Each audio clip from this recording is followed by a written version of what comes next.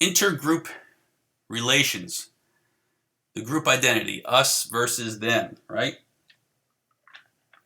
That's what group identity is you identify with a particular group. So you're in the us group, everybody else is in them.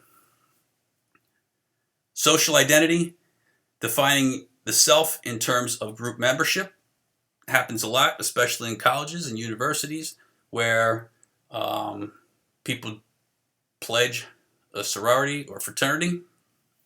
Then you identify with your sorority or fraternity as part of who you are.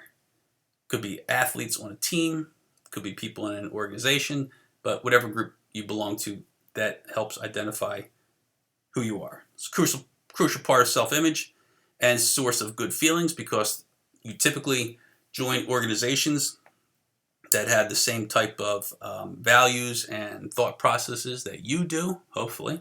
Makes you feel better. If you don't, then if you join a group that doesn't have the same type of values, it's going to cause inner conflict and you're not going to enjoy yourself.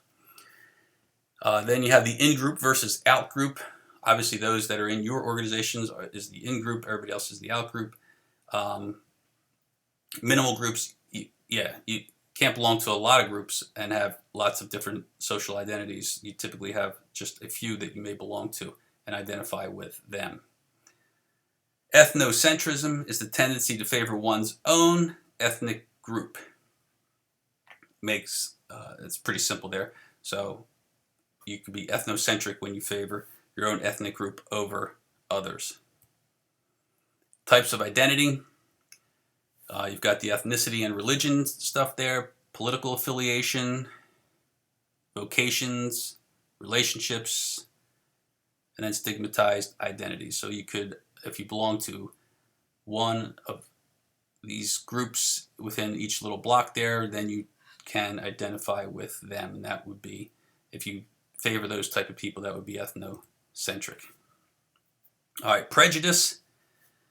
Unjustified negative attitude based on group membership. When you are prejudiced, it is a negative attitude based on group membership. So if someone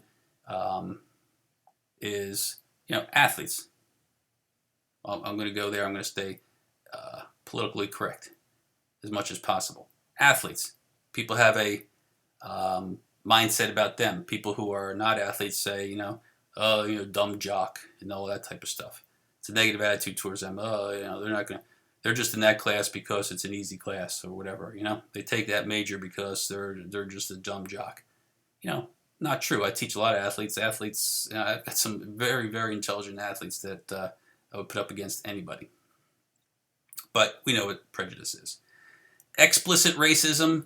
This is out in the open, consciously and openly shared attitude. You hear people saying things about different races and what they don't like about other people. Implicit racism. This is an attitude on a deeper hidden level. This is people not saying anything about another race. They just show it in their actions. Okay? They may say one thing, but in their actions, something else is truly being displayed. Factors for prejudice. Competition between groups. If there's a scarcity of resources and people, trying to defend themselves or fend for themselves or provide for themselves, if there's a competition, then there could be prejudice against the other groups. Cultural learning, what you're learning in your culture against other cultures and stuff like this. Low self-esteem. If you have low self-esteem, you try to pull others down. That makes you feel bigger, makes you feel like a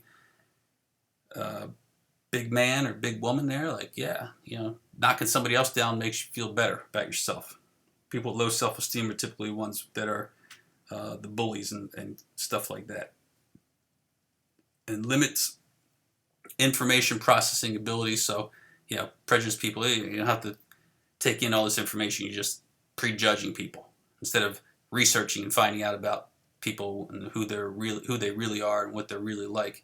It's just like, no, they're that, then I'm going to judge them this way. Not a good way to live. Stereotypes are generalizations about a group. Okay, more likely to stereotype out group members. So people outside of your group, you typically will, have a stereotypical mindset about them. Discrimination is unjustified negative or harmful action based on group membership. So you discriminate if you do not hire someone because of their race. You discriminate if you don't hire someone because of their sexual preference, because of their gender. Those type of things is discriminating. Okay, we know about discrimination. Improving intergroup relations, how can we do it? Well, there are certain types of contact that you can have where you're doing things cooperatively, task-oriented cooperation. If you're doing things to help each other out, to help each other succeed. You can read about these two. Hopefully you did read about these two. I'm not going to go into the details to help save time, but read about Sheriff Roberts' cave study and Aronson's jigsaw classroom. Close relationships, attraction.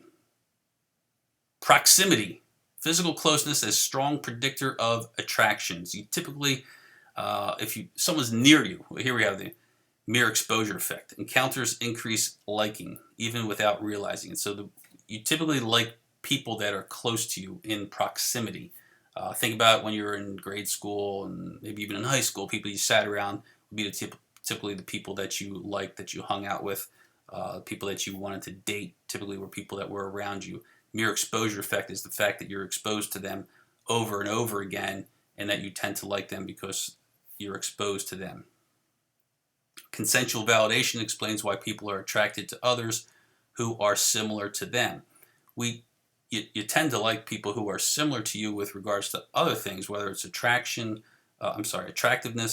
or values that you may have, or goals that you may have, or activities that you like to do. You tend to like people who are similar to you. The evolutionary approach of attraction, well, gender differences in attraction variables based on different roles in procreation. Males typically focus on, this is going through the ages, right? Focus on quantity of sexual partners, where females focus on quality and resources of their partners. While the criticism of the evolutionary approach says that humans have the decision-making ability to change their gender behavior. So you don't necessarily, as a male, have to focus on the sexual quantity of sexual partners. You could focus on the quality of the other person. Attachment styles. There's a secure attachment, positive views of relationship, easy to get close to others, and not concerned about romance. So you're secure in your relationship, positive views of your relationship, everything's good. Avoidance style of attachment. You're hesitant about getting involved in a romance because you're worried that something could go wrong. Once in a relationship, tend to distance themselves from their partner because they don't want to have conflict. They don't want to, they're afraid something, like I said, something's going to go wrong. So maybe they're going to break up with you or whatever. Kind of an avoidant type personality there. Anxious style demands closeness, less trusting, more emotional, jealous, and possessive. This is the type of person who is very clingy. They're always around you, always. I can't imagine these days with the cell phones and the texting and all that kind of stuff, the access you have to each other, having someone with an anxious style of attachment where they're constantly checking in on you, making sure you're doing what you said you're doing, that would drive me nuts. Love. 2 kinds of love: romantic or passionate love, and affectionate, companionate love. Romantic love, passionate love, strong components of sexuality and infatuation, key word there, predominates in early part of love relationship. This is when you're falling in love and you're very passionate and infatuated and all you want to do is hug and kiss and all kinds of things. Affectionate, companionate love is deep, caring affection for another person. So where you are past that passionate stage, you still can have passion, but this is where you are just happy in love and just thrilled to be with somebody. You don't have to be hugging, kissing, touching all the time, but this is the kind of love. It's a deeper love. It's long-lasting. It's probably something like Hopefully something your parents have where they don't have to be sitting on top of each other all the time making out, which would kind of gross the kids out, right? Yeah. Just being in the same room with each other is all that matters. Gender. Men conceptualize love in terms of passion. They're always the ones that want to be hugging and kissing and all kinds of stuff, right? Women conceptualize love in terms of friendship. They want to be friends. They want to have good communication with their partners. Models of close relationships. Social exchange theory basically focuses on minimizing costs and maximizing benefits. So basically saying that it's kind of like this cost-benefit ratio. Well, how much am I putting out into this relationship and what am I getting back in return? So it's kind of like this equity thing. Equity as most important predictor of success. Again, this is a theory saying that, well, if I put this much effort into a relationship, I should get this much back. Okay. The investment model focuses on underlying factors of relationship, examines commitment, investment, and availability of attractive alternative partners. So how much do you have invested in that relationship? Are you putting the time and energy into it? If both partners are doing that, then their relationship will be secure and hopefully long-lasting. If not, and there are other alternative partners around, then if they're not as invested, then they may wander and stray. All right, that's it for this topic here. There is no activity worksheet for you to do on your own. Just hopefully you did the homework online, and you'll be prepared for the test when it comes.